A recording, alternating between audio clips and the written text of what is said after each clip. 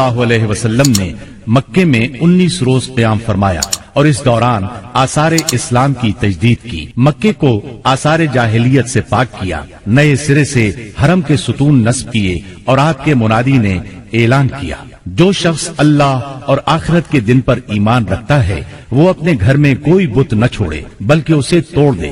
25 रमजानुल मुबारक को रसूलुल्लाह सल्लल्लाहु अलैहि वसल्लम ने 30 सवारों के साथ सैयदना खालिद बिन वलीद रजी अल्लाह अन्हु को उज़्ज़ा और उसका बुतखाना ढाने के लिए नखला रवाना किया। सैयदना खालिद बिन वलीद ने जाकर उसको ढा दिया। ये मुशरिकीन का सबसे बड़ा बुत था। फिर आपने रमजान ही में सैयदना अम्र बिन आस रजी अल्लाह अन्हु को सुवा नामी बुत ढाने के लिए रवाना किया। ये हुज़ैल का सबसे बड़ा बुत था। इसका स्थान मक्के से शिमाल मशरिक में 150 किलोमीटर के फासले पर रहात नामी मकाम पर था। सैयदना अम्र ने जाकर उसको ढाया।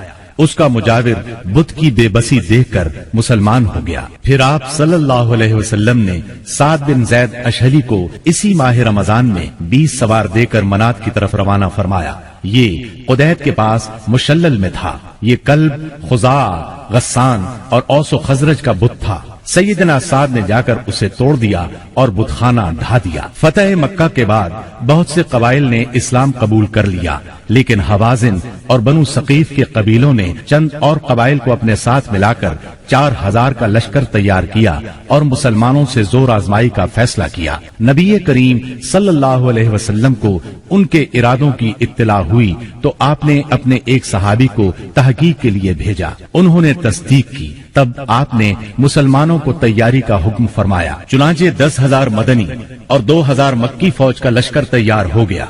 बाज लोगों ने लश्कर की कसरत के पेश नजर कहा, आज हम मगलूब नहीं होंगे।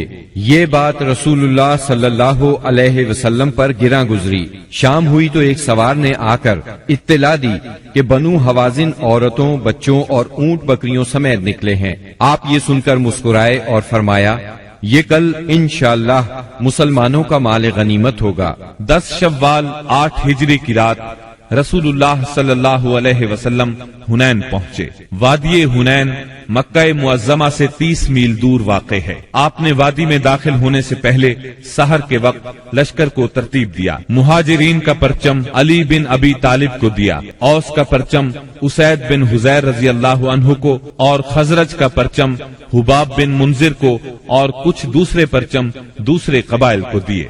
2 जिरहें पहनी, सर और चेहरे पर खौद रखा। इसके बाद हरावल दस्ते ने वादी में उतरना शुरू किया। उसे छुपे हुए दुश्मन की मौजूदगी का इल्म नहीं था। अभी वो उतर ही